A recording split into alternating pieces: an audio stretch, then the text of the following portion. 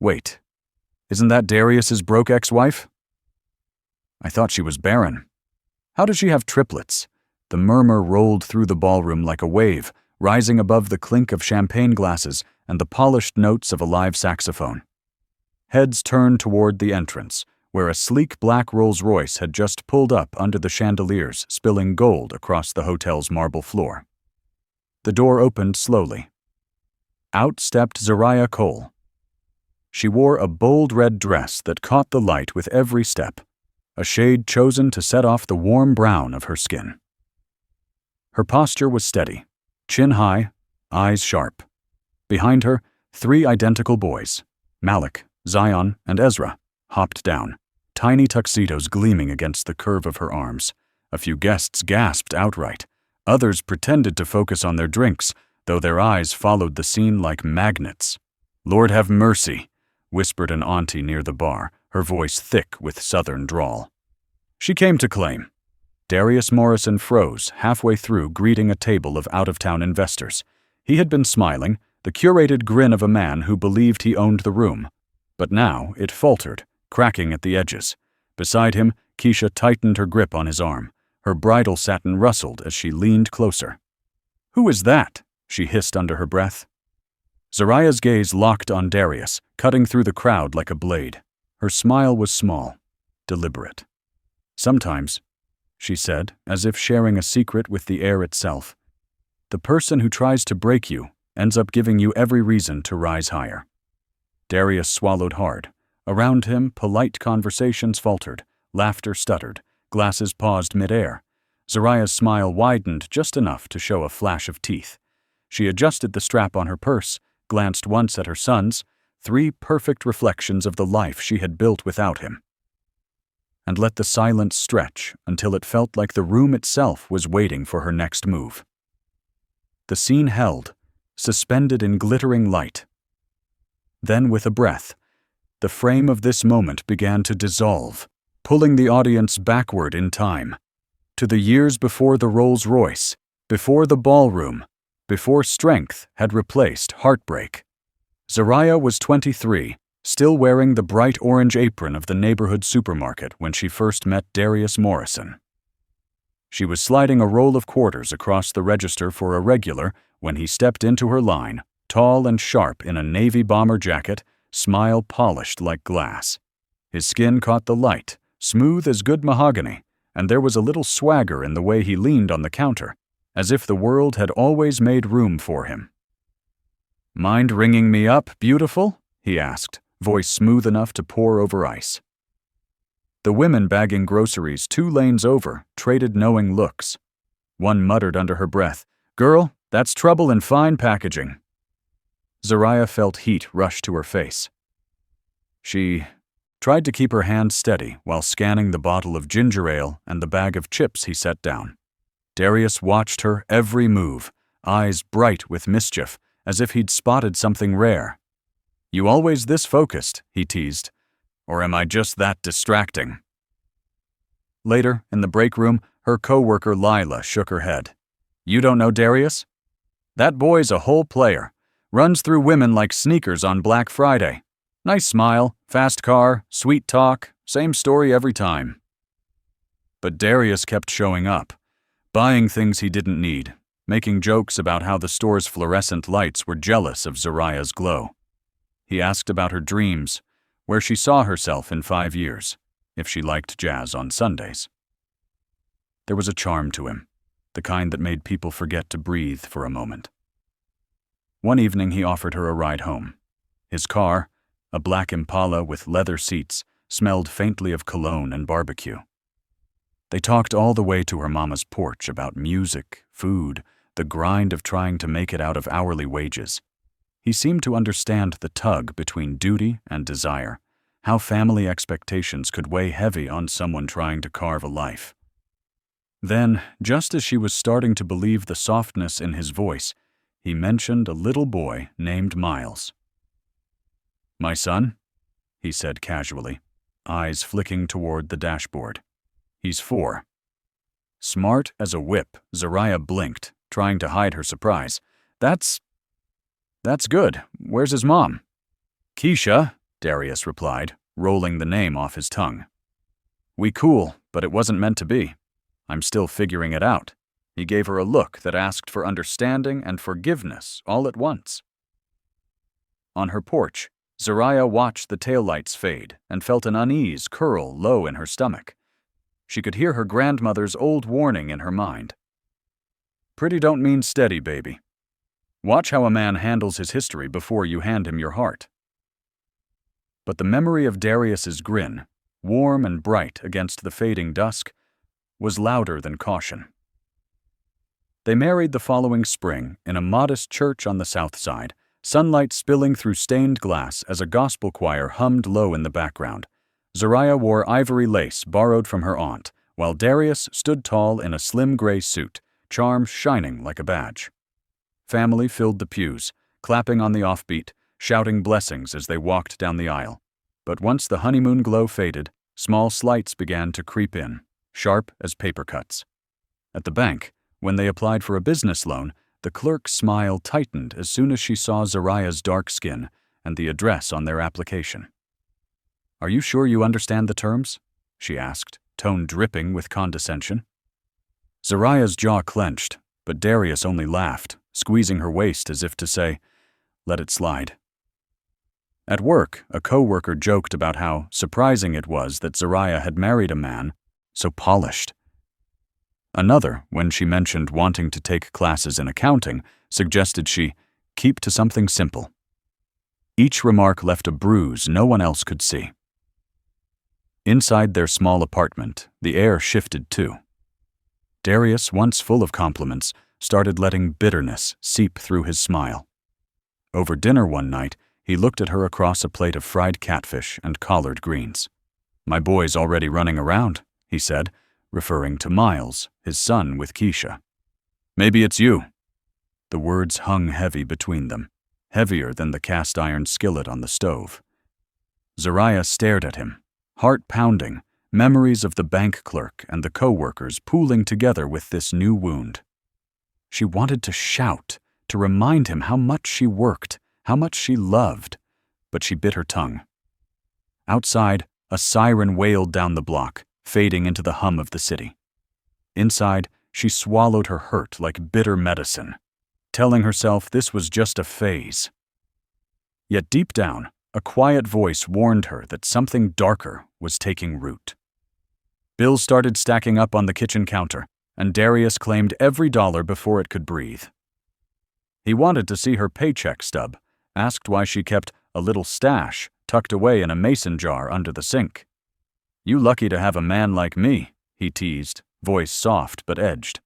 Most brothers wouldn't put up with a woman still figuring herself out. Zariah said nothing, folding receipts into neat piles. Quietly, she'd managed to save $15,000, hoping for a starter home away from their cramped apartment. One evening, Darius came home smelling of expensive cologne, waving glossy brochures for a high-end laundry service opening near downtown. He spoke fast, hands slicing the air, promising quick returns, bragging that the neighborhood's elite would line up for pressed suits and silk sheets. I just need a partner who believes, he urged, sliding closer. We'll finally be set. Her pulse thudded against her ribs. Something in his eyes, part hunger, part charm, made her hesitate. But she wanted peace, wanted the future he painted. That night, while he whispered about building an empire, she hit record on her phone, tucking it under a throw pillow. Together, baby, Darius said, his voice rich with conviction. We're gonna make it, just you watch. The words glowed in her screen's waveform, a fragile promise she didn't yet know she'd need to keep. The laundry business took off faster than Zariah imagined. Darius strutted through their apartment in sharp blazers, bragging about clients with real money, while she still clipped coupons and stretched her shifts at the market. He treated her like hired help, asking if she'd ironed his shirts, mocking the way she spoke up about bills. Relax, he'd say, flashing that smile the neighborhood women called dangerous. You wouldn't have this life without me. 1. Thursday, she left work early with a paper bag of fried catfish, his favorite. The door wasn't locked. From the hallway came laughter, low and intimate. She stepped inside to find Darius sprawled on their couch with Keisha beside him, sipping wine like she owned the room. Keisha smirked, eyes running over Zariah's thrift store jacket. "She still playin' house?" she said, leaning closer to Darius. He chuckled, a cruel little sound that clung to the walls. Zariah froze, catfish slipping from the bag onto the rug. Keisha's perfume mingled with starch from Darius's fresh-pressed shirts, a scent that burned Zariah's throat. She walked out without a word, heart numb. 3 days later, Darius dropped divorce papers on the table while she washed dishes. No apology, no talk about the $15,000 that built his empire. Just a flat command. Sign. Zariah packed the last box into her old Corolla and drove north, city lights shrinking behind her. Chicago welcomed her with bitter wind and the scent of fried chicken from corner spots still holding the neighborhood together. Mama Ruth opened the door with tired eyes and a warm smile, her body thinner than Zariah remembered. "Baby, you don't owe me explanations," she murmured, drawing her daughter into a hug scented with Vicks and cornbread. Zariah found work at a downtown office, but the shine dulled quick. HR praised her energy while quietly passing her over for a supervisor role, citing her tone in meetings. A manager joked about her attitude, the word sharp as a slap. She swallowed it, knowing how fast black women got labeled difficult for daring to speak. One Sunday after service, she wandered past a block party where music and laughter rolled through the air. A man with a vintage camera was snapping portraits of elders and little kids dancing near fire hydrants. Nathaniel Brooks looked up, steady gaze meeting hers. "You got a story in your eyes," he said, voice rich like Sunday choir. He offered her a plate of ribs from a vendor's pit, then asked if he could photograph Mama Ruth's old diner for a community archive. For the first time in months, something inside Zariah flickered, a sense that life might still hold room for her voice. Nathaniel showed up one afternoon with a stack of old photos he'd taken of Mama Ruth's diner back when the sign still shone bright on the corner. He laid them across the kitchen table, the edges curling from years of storage. "This place fed half the block," he said, eyes dancing. Mama Ruth nodded, stirring greens on the stove. "Your granddaddy built those booths with his own hands. Ain't no reason the name has to die with him." Zariah traced the image of the faded menu, an ache and a spark blooming at once. She pictured bowls of collards, smoked turkey, and brown rice, a fresh take on the meals her mama used to serve. "Soul bowls," she whispered, tasting the name. Within a week, she drafted a plan and sat across from a banker in a glass office downtown. He skimmed her proposal, lips pursed. "It's ambitious," he said, voice carrying that edge she knew too well. "Maybe stick to something smaller before you jump into ownership." He never asked about her numbers, only her risk tolerance. Walking out, Zariah held the rejection letter tight. Anger simmered under her ribs, but Nathaniel's voice echoed, "Don't let them write the ending for you." Back at Mama Ruth's kitchen, gospel humming from the radio, she spread her notes out again. The smell of simmering greens and wood polish wrapped around her like armor.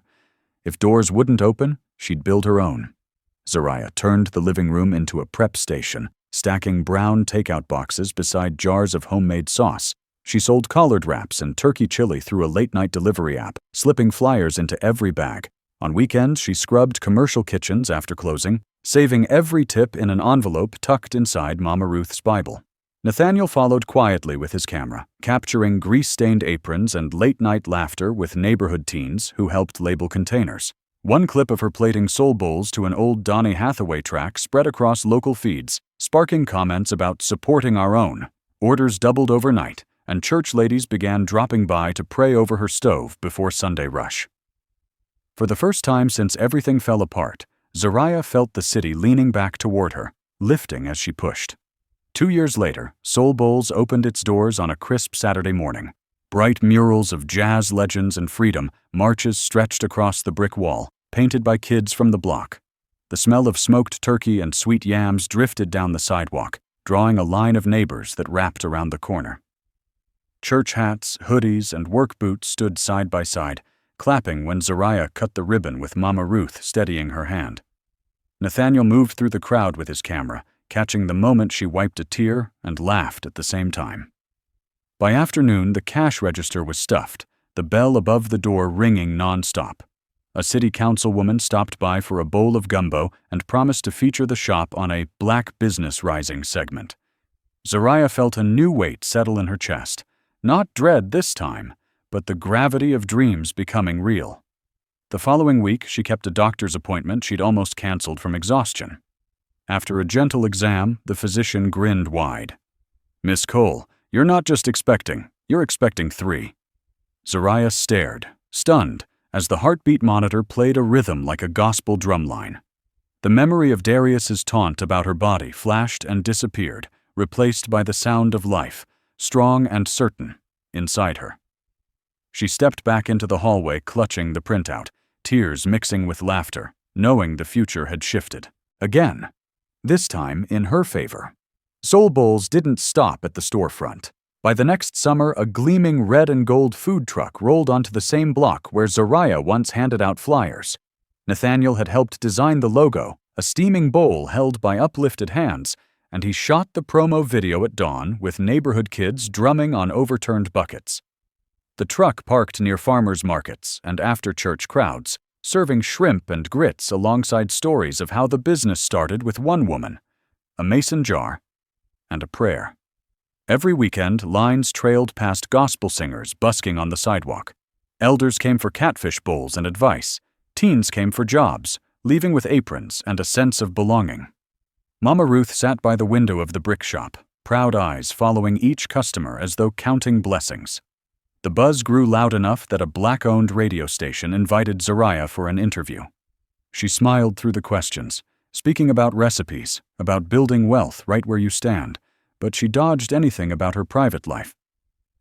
One cool evening, after closing the shop and stacking chairs, Nathaniel led her out to the back alley strung with fairy lights from a block party. He held out a small velvet box, worn at the corners. Inside sat a vintage gold ring, its single diamond catching the glow. "I know you've been through storms," he said quietly, "but I want to walk the rest of the road with you. Steady. No storms hiding in my pockets." Zariah felt the past press against her ribs, all the nights of scrubbing pans and doubting her worth.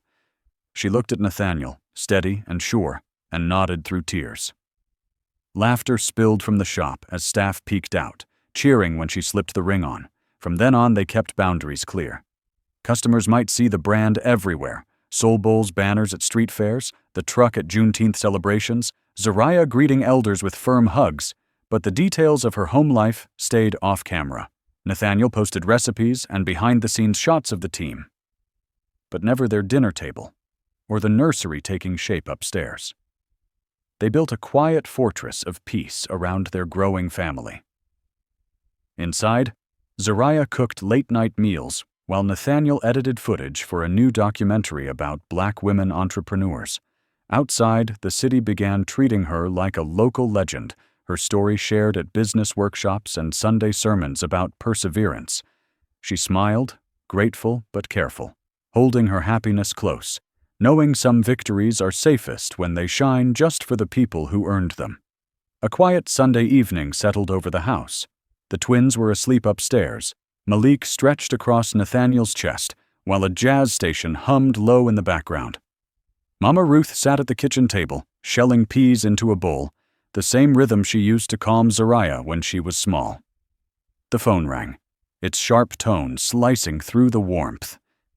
Mama Ruth wiped her hands and answered, her voice soft from years of choir singing.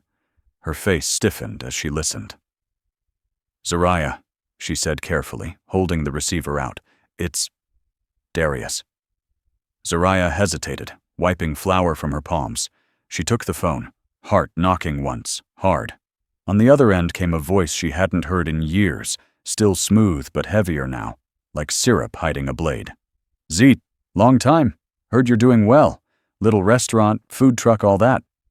He chuckled without humor. "I figured it's only right you come see me tie the knot."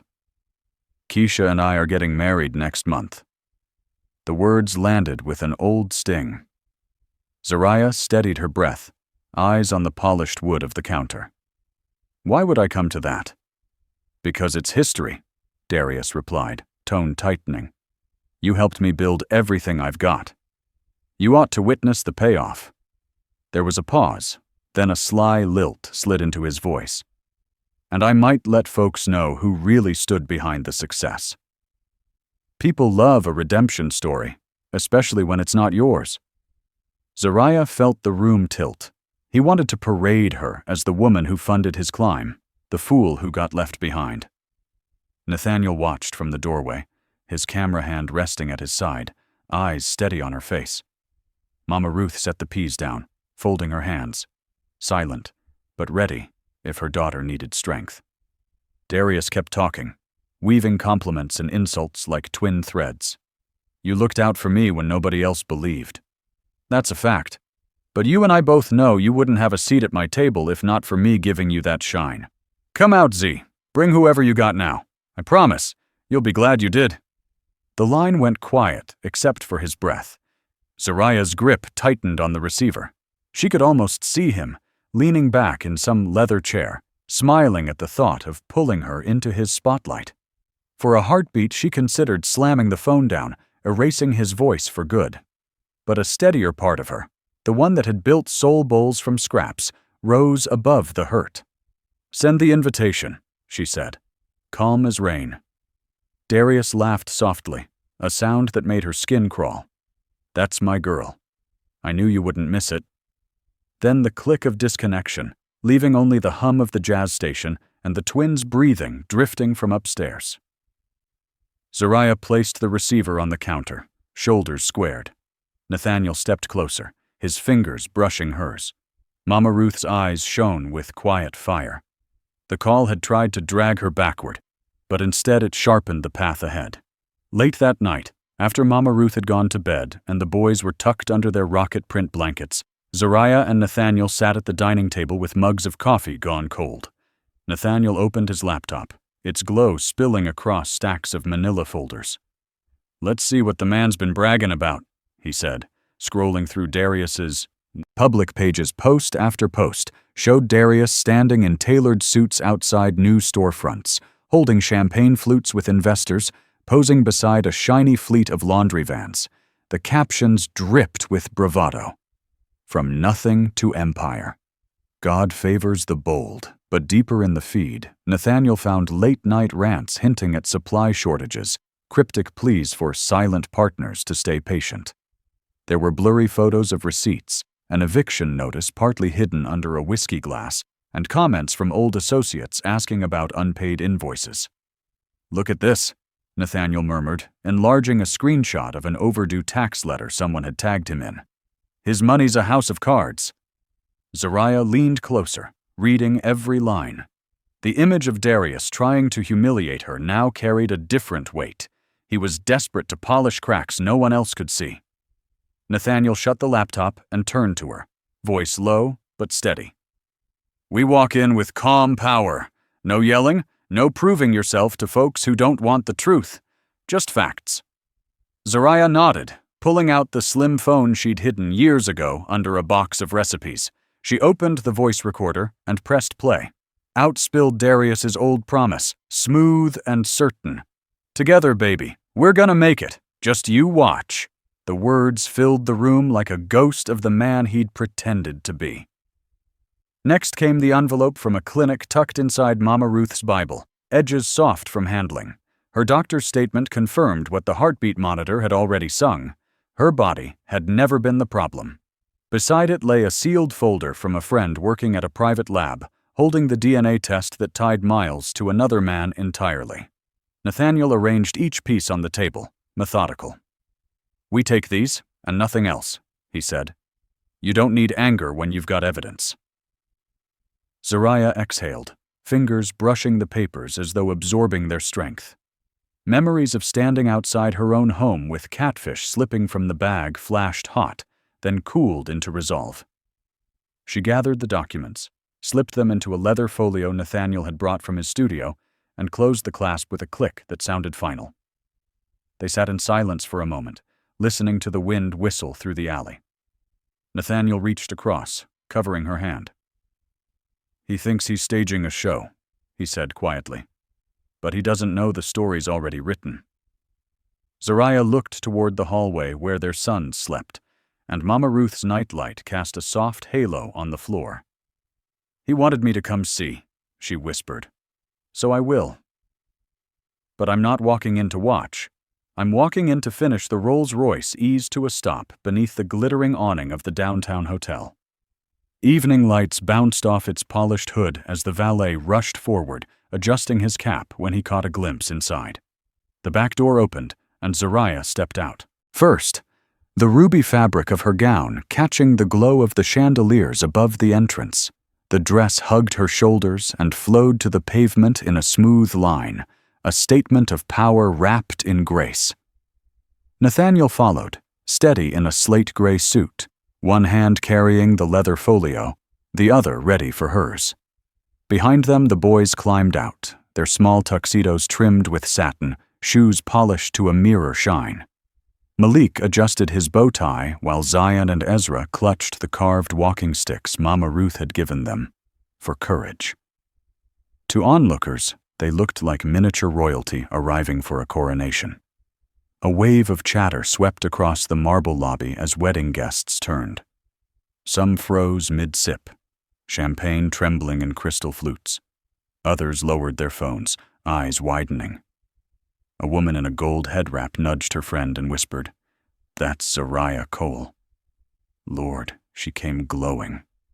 At the top of the staircase, Darius stood with Keisha, greeting relatives near the photo booth. His grin faltered the instant he saw the figures entering below. For a heartbeat, his whole posture locked, as though bracing against a storm only he could feel. Keisha's smile tightened, hand still looped around his arm. "Is that her?" she murmured, not taking her gaze off the family at the door. The maitre d' hurried forward, offering to escort them inside, but Zariah kept her pace calm, letting the hem of her dress sweep across the polished floor. Nathaniel's hand rested at the small of her back, grounding her as she walked deeper into the golden light. The boys followed in perfect step, faces solemn, proud of the moment they didn't yet fully understand. Conversations rippled to a halt as they passed. A gospel singer hired for the reception paused mid-note, watching the entrance like a stage cue had shifted. The scent of roses and spiced punch filled the hush. Mama Ruth wasn't there. She'd insisted her knees wouldn't handle the stairs, but her blessing clung to the pearls at Zariah's neck. She could almost hear her mother's voice. "Hold your head up, baby. They don't own the air you breathe." At the edge of the ballroom, an older man in a fedora whispered to his date. That sister walked in like she brought the ancestors with her. Zariah's eyes stayed fixed on Darius. Calm settled over her shoulders, a stillness born from nights of planning and the weight of evidence tucked safely in Nathaniel's hand. Around them, the murmurs swelled again, curiosity mixing with unease, as if everyone sensed a shift under the polished floor. She paused just inside the archway, her boys forming a straight line at her side. The room waited, breath held, while she let her gaze travel across the crowd. With a faint smile that reached only halfway to her eyes, she began moving toward the center of the celebration, each step deliberate, quiet thunder rolling into the heart of the storm. The ballroom pulsed with soft brass and the clatter of cutlery against china. Darius worked one side of the room like a politician, hugging cousins, dapping up investors, laughing just a notch too loud. Every gesture said he owned the moment, until his eyes slid past the dessert table and landed on Zariah moving through the archway in ruby satin, Nathaniel at her side, the boys in a perfect line. The smile on his face faltered as if a wire had been cut. He straightened, jaw setting, then forced the grin back on like a mask. "Family," he announced to a cluster of uncles. "Y'all enjoy the cocktail hour. I'm handle something by the door." The uncles watched his spine stiffen and traded looks that said they understood more than he wanted them to. Zariah and Darius met halfway between the bar and the bandstand, beneath a chandelier throwing coins of light across the floor. For a heartbeat, neither spoke. Malik cleared his throat the way little boys do when they sense adults playing a silent game. Darius nodded once at the children, then at Nathaniel, eyes catching on the leather folio. "You made it," he said at last, the words smooth, the breath behind them not. "We were invited," Zariah replied. Before he could answer, a staffer clinked a spoon against a glass and called for attention. The lighting shifted warmer. A path opened toward the stage where the MC, a cousin in a velvet jacket, lifted a mic. "Ladies and gentlemen, we'd like to welcome the bride and groom for their first round of toasts." Keisha stepped forward on the arm of a bridesmaid, light spilling like water over her new name printed on the screen behind the band. Veronica.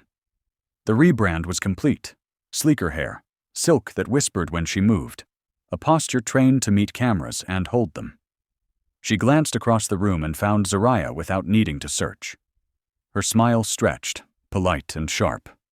"Good evening," she began, voice sugar-sweet through the speakers. "Thank you all for being here to celebrate a love that took the long road but arrived exactly where it was meant to." The crowd murmured its approval, a few aunties fanning themselves with folded programs. "When I met Darius," she continued, "I met a man with vision, a man who worked day and night to build something from nothing. We have weathered storms, learned hard lessons, and chosen each other through it all. And what I know," she paused, eyes sweeping the room and landing again on Zariah, "is that true love bears fruit." The words rang clear, sweet on the surface, dipped in acid beneath. At a table near the back, an elder aunt cut her eyes toward Keisha and let her fan rest against the tablecloth. A groomsman who knew too many of Darius's secrets stopped smiling. The band leader shifted his weight, sensing a change in the air. "Some folks," Keisha added, "confuse proximity with purpose. Just because you sit near a tree doesn't mean you helped it grow. Real love roots itself deep, and when it's blessed, everybody can see the harvest." There was a ripple, soft laughter from people who didn't know the backstory, tight silence from those who did.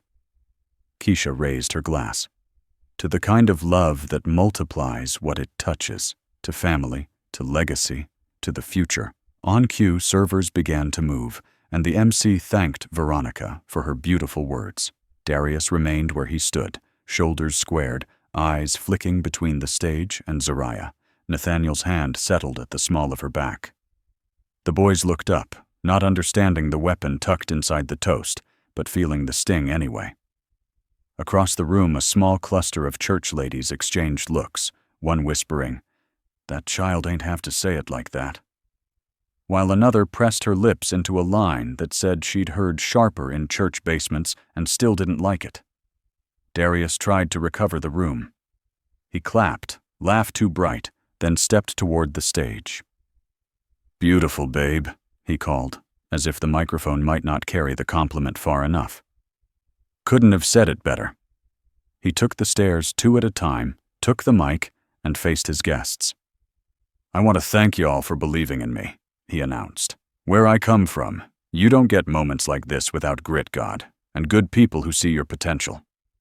He turned the smile toward a table of business partners. "Some folks didn't know I had it in me. Some folks wanted to be part of the vision but couldn't handle the climb. But we made it." He didn't say Zariah's name, didn't have to. Heads tilted, eyes slid back to the woman in the red dress. The saxophonist lowered his horn and wiped it, buying time that no one noticed. Zariah kept her expression composed, her breath even. She could feel the currents moving through the room, the way words could be used to box a person in and label them with a single story. It was the same trick she had seen in bank offices and boardrooms, done with smiles and soft voices. Redefine someone else's contribution until it disappears. Darius lifted his glass toward his bride. "To new beginnings," he said, "to the families who raised us. To every blessing we worked for." He held the pause an instant too long, then added, "and to letting go of what never was meant to be." There it was, the door closing with a flourish, the crowd invited to clap for the sound it made. People complied, the way people do at weddings when the script tells them what to feel. But the applause came uneven. Pockets of hesitation mapped across the ballroom like shadows under bright light. Keisha's eyes were glossy now, triumph edged with something like fear. She clutched the stem of her glass, knuckles pale against the crystal. From the aisle near the entrance, a teenage cousin lifted his phone higher, sensing this was the kind of story that would travel. Nathaniel leaned in, voice meant only for Zariah. "You don't have to. Take the bait, I'm not," she said, gaze steady. "I'm taking the mic." Zariah stepped forward before the applause could congeal into a wall. She didn't hurry.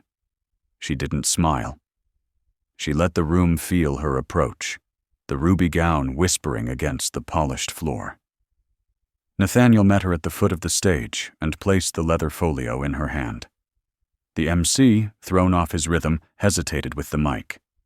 She reached for it with a nod that said, "Thank you, and I won't be long." "Good evening," she said, voice clear without strain. "Thank you for inviting me." A few people chuckled nervously. Others stared as if a story they'd only heard in fragments had just walked out of rumor and into light. She turned slightly, so she faced both the couple and the crowd. "I won't keep you from your celebration. I came to give a gift." Clarity on the word, Nathaniel set a small portable speaker on the edge of the stage and paired it to her phone. Zariah pressed play, the ballroom filled with a younger Darius's voice. Smooth, eager, intimate. "Together, baby, we're gonna make it. Just you watch. This is for us, our future, our family. I'll make you proud." The recording washed through the chandeliers, settled into the corners, slipped under the tablecloths. People stilled. A cousin lowered his fork without realizing he'd done it. Zariah stopped the audio and lifted her head. "Those words were spoken the night I handed over $15,000 I'd saved for a home. He called it an investment for both of us. He built a business with it. He built this evening with it." She didn't look at Darius when she said it. She looked at the aunties, the uncles, the friends, anyone who had been told a neat story about grit with a missing chapter. Darius started toward the stairs. One of his groomsmen caught his sleeve, too late to be helpful. Keisha, Veronica on the program, stood very straight, lips pressed to a tense line. Zariah reached into the folio and lifted a folder with the clinic's letterhead. "Some of you have heard that I could not give a child. I carried that shame a long time. Here are my records from the years I went to doctors alone. Hormones normals, tubes clear, no complications, healthy then, healthy now." She handed copies to the MC, who, unsure, passed them to a nearby aunt who read quickly, then nodded once through tears she fought to hold. "I asked him to be tested too," Zariah continued, "and he refused. Said he already had proof." She glanced toward the kids' table, where Miles sat with a paper crown from the photo booth askew on his head, eyes wide and anxious. Zariah's tone softened. "This part isn't to hurt a child. He is innocent. He deserves honesty that protects him, not lies that use him." She lifted another document, this one in a sealed plastic sleeve. A DNA test was done during a time when adults should have been telling the truth. It shows that Miles was fathered by someone else. He is loved, and he should be loved without being a shield for anyone's pride. A hush broke into fragments, gasps, a dropped glass, a whispered prayer. The saxophonist held his horn to his chest like a quiet oath. Keisha's hand shook against the stem of her flute. Her eyes flicked to her son and then away, as if the light burned. Darius found his voice. "This is out of line," he said, trying for authority and landing on strain. "You don't get to come in here and—" Zariah raised a palm, not to silence him, but to ask the room for another breath.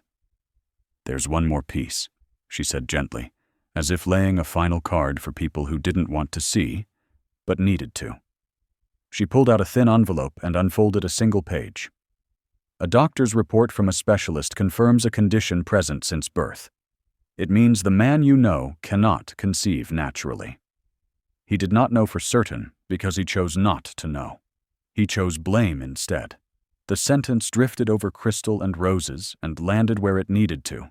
Several guests set their glasses down. slow and careful, like people who had just realized the table in front of them was not what they'd been told it was. Keisha's knees bent a fraction before she caught herself. She stared at Darius, then at the floor, then at Zariah, whose face held no glee, only the tired light of someone who had carried something heavy and was finally putting it down. A few seats away, an elder stood, the grooves in his face deepening. "Let the sister speak," he said. Not loud, but full enough to clear the air of interruptions. Heads turned toward him and then back to Zariah. "All I wanted," she continued, "was peace. I built a life. I asked to be left out of this story. But tonight I heard the old lies dressed in silk. So I brought the receipts." She looked at the boys, her sons, standing by Nathaniel with their walking sticks and polished shoes. "And I brought the truth I live with every day. Those 3 children are mine, with a man who chose me with open eyes and an open heart." Keisha's mascara had begun to pool. She blinked hard and looked at Miles, then at the little girl beside him, who shared her smile. The truth rearranged her features in real time. Disbelief, calculation, grief, a flicker of relief at no longer having to hold up a story that never fit. Phones were out now, but even the cameras seemed quiet. The audience wasn't hungry for spectacle anymore. They were watching a judgment descend without shouting. Zariah placed the mic on the stand, then thought better, and lifted it once more. "I'm not here to humiliate anyone," she said. "I'm here to say I survived something that was supposed to shrink me.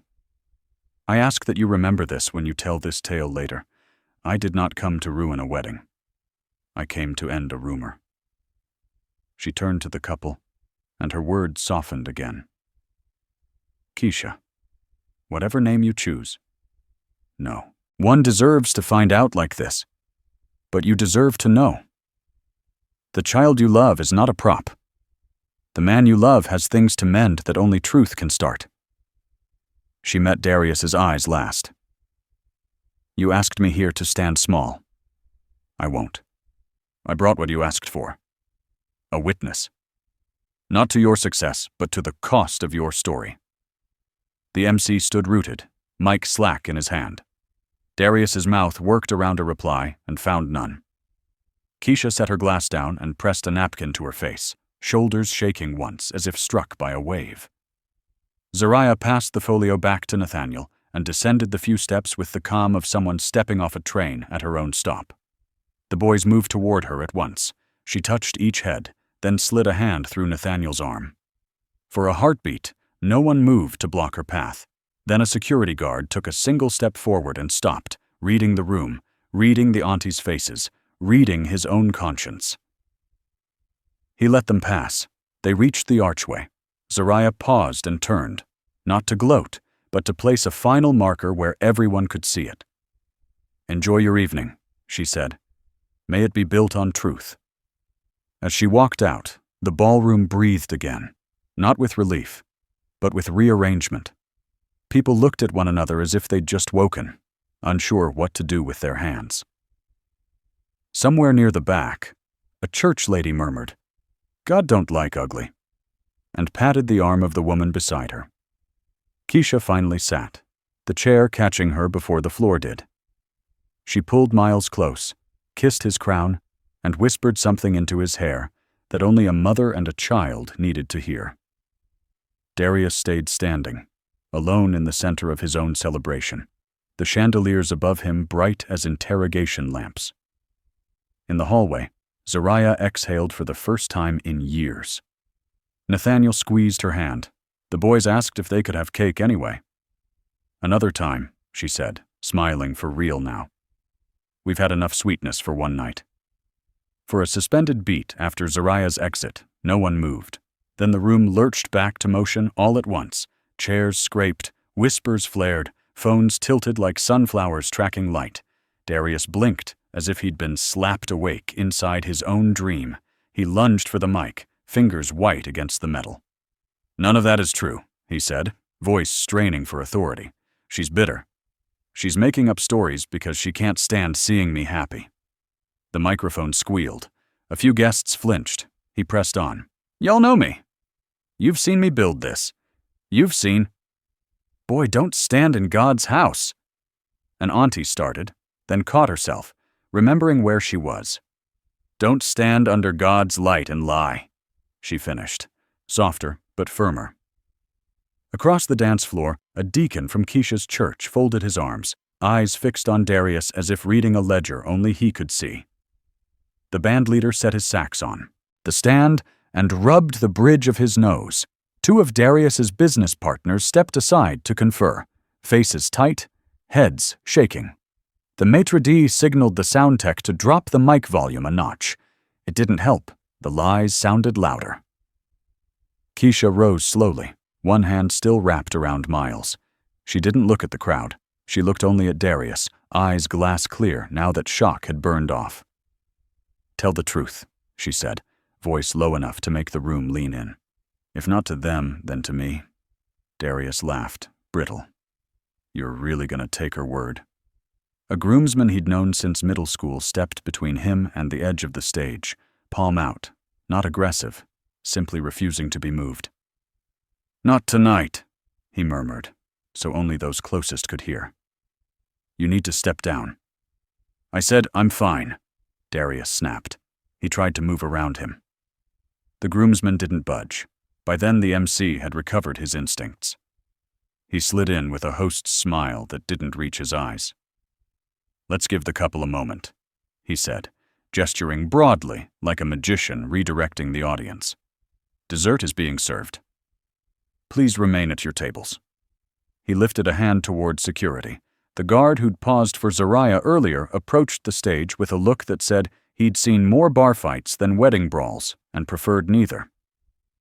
"Sir," he told Darius, voice professional, "this way." "Touch me, and I'll—" Darius started, then caught the expression on the guard's face and swallowed the rest. He let himself be guided down the stairs, not because he agreed, but because defiance suddenly had too many witnesses. At table 9, a small cluster of aunties prayed under their breath, hands linked beneath the cloth. At table 4, an investor quietly slid his checkbook back into his jacket and texted his assistant a single word. Pause. The teenage cousin with the phone lowered it, eyes wide, as if recording had crossed into something that didn't belong on the internet anymore. Keisha stood in the aisle, every thread of her dress absorbing the weight of choices made and truths avoided. She crouched to eye level with Miles. "Go sit with Aunt Dee," she whispered, nodding toward a cousin, and kissed his forehead. The boy went without protest, crown slipping down one ear. When she straightened, Keisha's face had hardened into something like resolve. "Did you know?" she asked Darius. No theatrics, only the question. "Did you know and just not want to hear it?" Darius opened his mouth, but the words that came were ash. "Tests ain't always right," he muttered. "People talk. Papers get mixed." The deacon shook his head once. Slow. "Truth don't get lost that easy." From the hallway came the soft sound of a child's laugh. One of Zariah's boys, marveling at the echo in the marble corridor. It threaded into the ballroom like a thread of clean air. Darius flinched at the sound, as if joy in the wrong place offended him. The MC tried again. "Ladies and gentlemen, we'll proceed with dessert and coffee. Please allow the family a private moment." The staff, suddenly the most powerful people in the room, began rolling out carts, plates clinking like tiny gongs calling people back to their seats. Darius jerked his arm free from the security guard and looked toward the archway where Zariah had disappeared. "You don't get the last word!" he shouted, forgetting the mic, making up for it with volume. Heads turned toward the entrance. Nathaniel had paused there with the boys, adjusting a cufflink, waiting for a break in foot traffic. Zariah, hearing her name thrown like a stone, turned back. She didn't re-enter the ballroom. She didn't need to. She stood at the threshold, framed by the arch and the chandelier's spill, calm as if at her own front door. For a beat, the room went silent. Even the coffee cart stilled. "Darius," she said, voice carrying without help. Next time you try to shame someone, make sure you ain't the one with secrets. It wasn't loud. It didn't have to be. The sentence dropped like a plumb line, striking bottom and settling true. A few people exhaled the way folks do at altar call when the thing finally breaks. Keisha closed her eyes. When she opened them, she addressed the room. No mic, just a bride who had outgrown the script. "Thank you for coming," she said to the guests. "Eat. Get home safe." Then to the MC. "Please wrap the band." To the staff. "Bring my babies some water." To Darius she said nothing, and the nothing said everything. He tried to follow her, but two cousins stepped in. "Give her space," one warned softly. Another added, "And give yourself some truth." In the corner, an older man in a fedora, the same who'd whispered about ancestors, tapped the brim and murmured to no one in particular, "That's harvest." Not the kind she meant earlier, but the kind that comes when you plant lies and water 'em with pride. Security eased Darius toward a side door where a planner with a headset waited, face set to neutral. The best man hovered, wanting to help and not knowing how. On the dance floor, a little girl in patent leather shoes practiced twirls, free from the weight of adult news, her skirt blooming like a small mercy. At the threshold, Zariah turned away for good. Nathaniel offered his arm. She took it. Malik asked, "Mama, are we in trouble?" She kissed his forehead. "Not even a little." The boys grinned, relieved, and clacked their walking sticks once on the marble like a drum roll to close the act. They stepped into the cool hallway, past portraits of strangers who had smiled in better stories. Behind them, the ballroom resumed its forced motions, but something essential had shifted, the kind of shift that doesn't reverse. Outside, the night air tasted like rain that hadn't fallen yet. Nathaniel opened the car door. Zariah slid in, smoothing the red fabric over her knees, feeling the steady thrum in her chest ease into a quieter beat. Inside, Darius sagged into a chair someone pushed beneath him.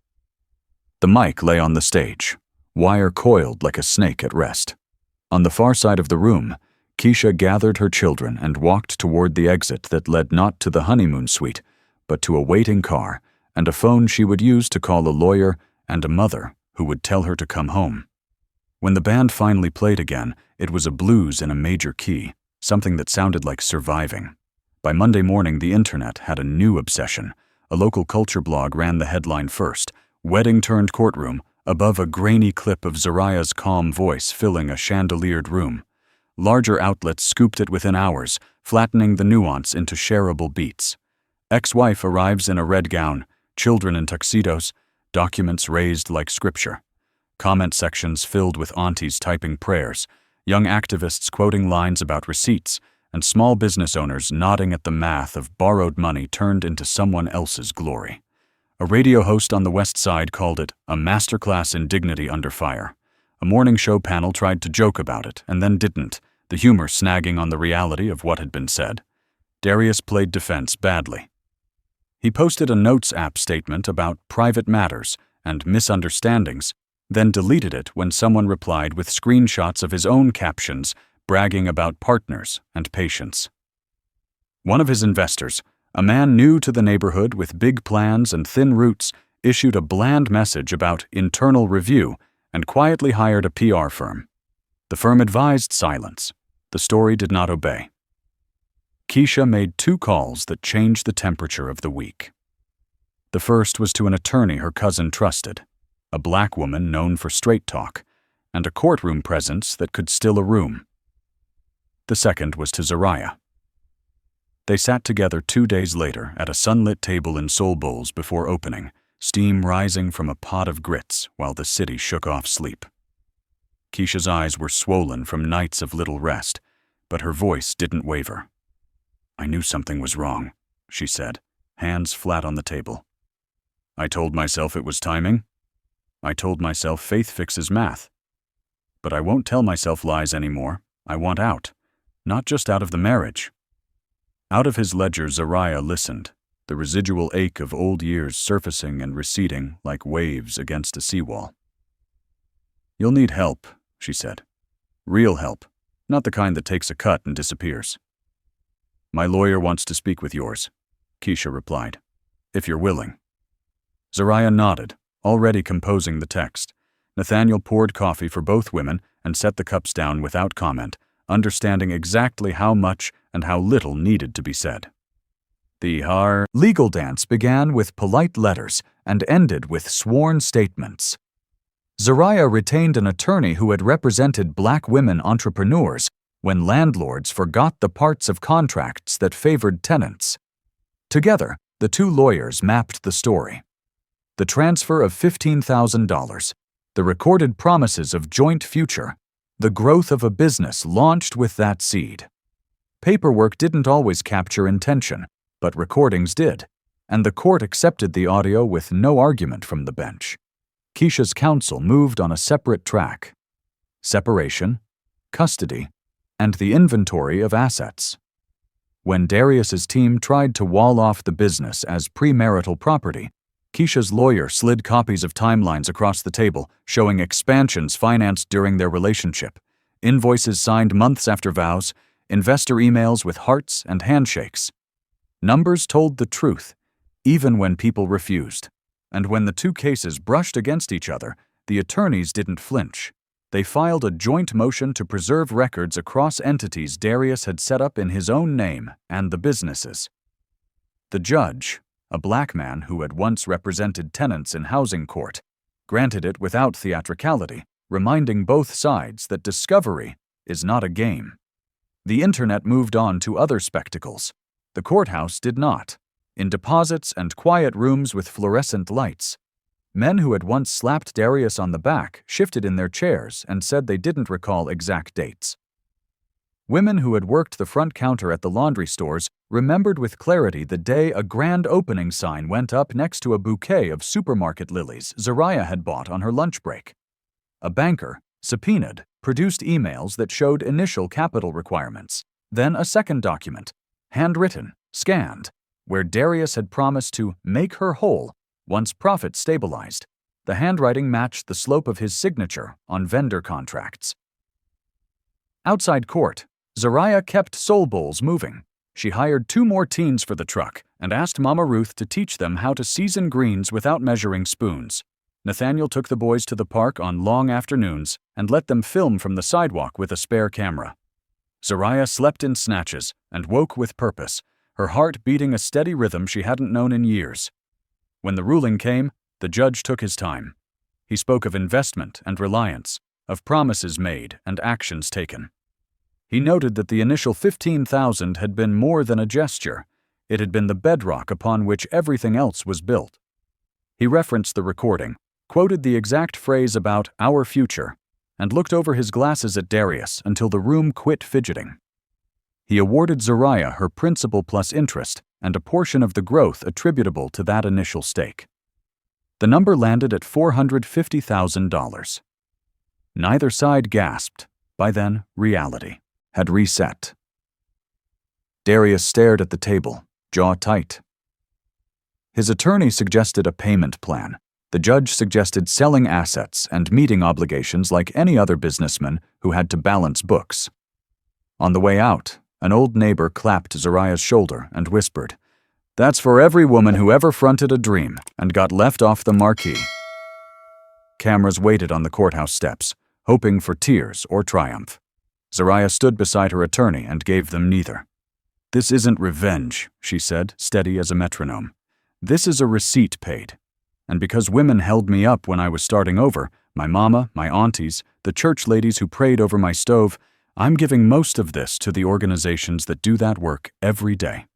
She named 3: a legal clinic that represented women in divorces they couldn't afford, a job training program that placed black mothers into union kitchens with benefits, and a small nonprofit that offered emergency housing to women leaving unsafe homes.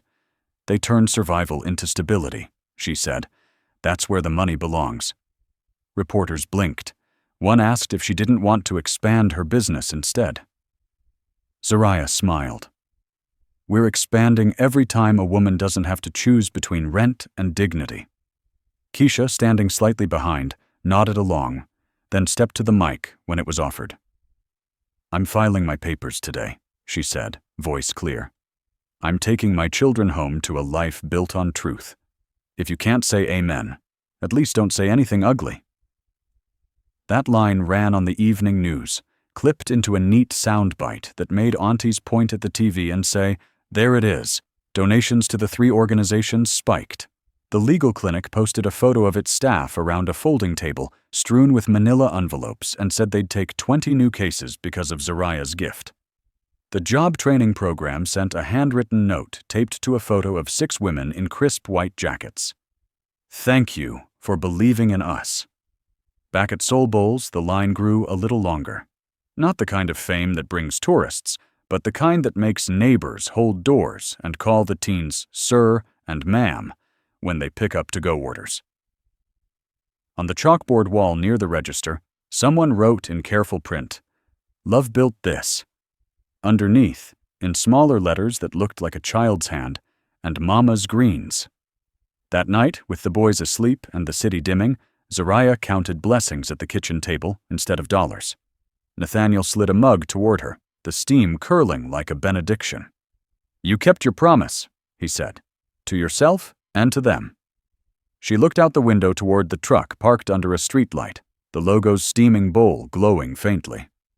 "I just did what I wished somebody had done for me when I was at 0, she said. Made a door and left it open. 5 years later, the stage lights warmed. Zariah's face as she stepped to the podium at the Black Women Rising conference. The ballroom was different from the one where she'd once been summoned as a prop in someone else's story. This one opened for her. The backdrop was a quilt of portraits, entrepreneurs, nurses, teachers, pastors, stitched together in a digital collage of Black women who had turned struggle into structure. Rows of chairs filled with church hats and natural curls, pearl earrings and denim jackets. At the foot of the stage, in a small VIP section, Nathaniel sat with their sons, now lanky and bright-eyed, ties loosened just enough to show they were still boys. Malik held a program folded into a neat square. Zion had a camera slung across his shoulder like his father. Ezra bounced his knee, impatient for the part where his mother made people laugh and cry at the same time. The MC introduced her with the kind of biography that once would have made Zariah flinch. Awards, expansions, partnerships, but now she accepted it as inventory rather than identity. She placed her notes on the lectern and looked out at the crowd. A low murmur settled. The hush that comes when people understand a word is about to land where it needs to. "Good afternoon," she began, voice steady. "My name is Zariah Cole, and I am standing here because women refuse to let my worst day decide my future." A wave of affirmations rolled back. "Amen. Tell it." Soft claps. She spoke of beginnings, a mason jar of bills hidden under a sink, the first batch of greens seasoned by memory, a food truck that learned the rhythm of market days and choir dismissals. She spoke of nights when fear pressed against her ribs and mornings when purpose pushed it back. She didn't name the man who once tried to draft her into a smaller story. She named the teachers who taught her how to price labor, the aunties who corrected her salt, the teens who grew into managers with keys on their belts and confidence in their gait. Nathaniel watched her with the quiet pride of someone who knew every brick laid beneath the visible wall. When she mentioned the donations, to the legal clinic, to the training program, to the shelter, he nodded to himself, remembering the day they wrote those checks at the kitchen table where past due bills had once lived. The boys leaned forward, enthralled by seeing their mother's voice move a room like wind moves water. A question and answer followed. A nurse asked how to start a side business without losing her pension. A grandmother raising 2 granddaughters asked where to find a grant that didn't require an essay in a language that talked around rather than to her. A young woman from the South Side asked how to recover from people who smiled while they took. Zariah answered each with specifics and stories, names and phone numbers, no magic, only the kind of map you draw after you've gotten lost and found your way back. Then the MC invited testimonies. An owner of a small salon came to the mic and shared how Zariah's quiet check had kept her from closing during a hard winter. A chef spoke of how Soul Bowls had become an incubator kitchen for pop-ups that couldn't afford rent yet. A woman from the shelter described the night she arrived, shaking, and the morning she left with a uniform and a bus card. The ballroom didn't explode in applause. It swelled. People stood a few at a time, then all at once, the way congregations rise when they recognize a blessing in motion. Zariah let it wash over her, and then lifted her hands to settle the room. "I want to leave you with something," she said. "When they count you out, you don't have to argue with their math. You build your own ledger. When they rename you, you answer to what you know is true. And when they try to make you small, you learn the shape of your own back and straighten it." She looked down at her family. The boys beamed. Nathaniel had tears he didn't bother to hide. That sight hit her harder than any standing ovation. It was the ordinary proof. Packed lunches, late-night edits, school projects spread across the dining table that made everything else make sense. Afterward, she walked the vendor hall lined with tables draped in Ankara prints and tablecloths stitched by church committees. Young founders pressed business cards into her palm. Elders pressed blessings into her ear.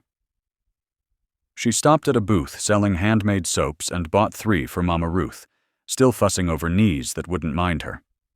A group of teen girls asked for a photo.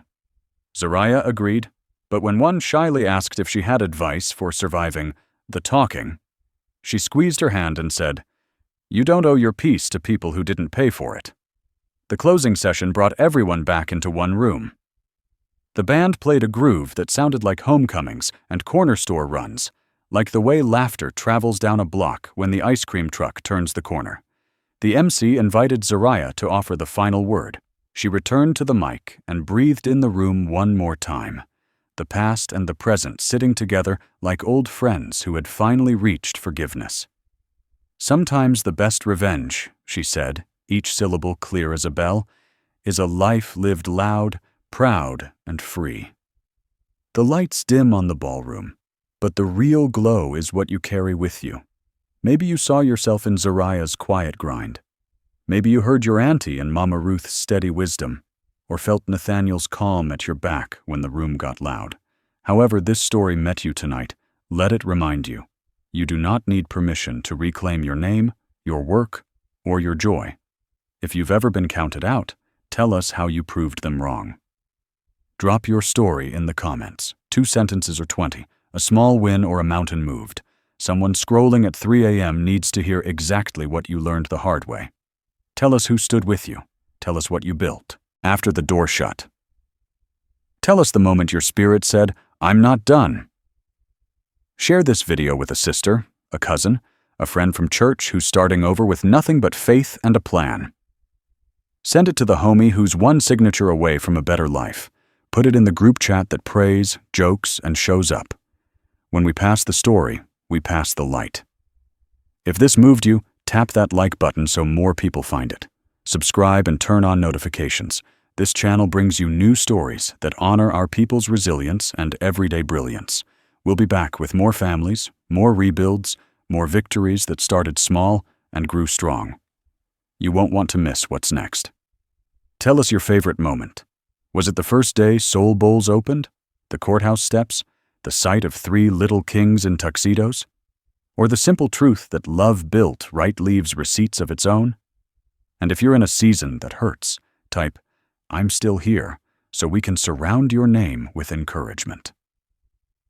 Before you go, breathe deep. Remember, rooms don't define you. Your steps through them do. On this channel, we celebrate every step toward freedom. Thank you for watching, for sharing, for believing in stories that lift as they tell. Until next time, stand tall, speak plain, love your people, and live out loud.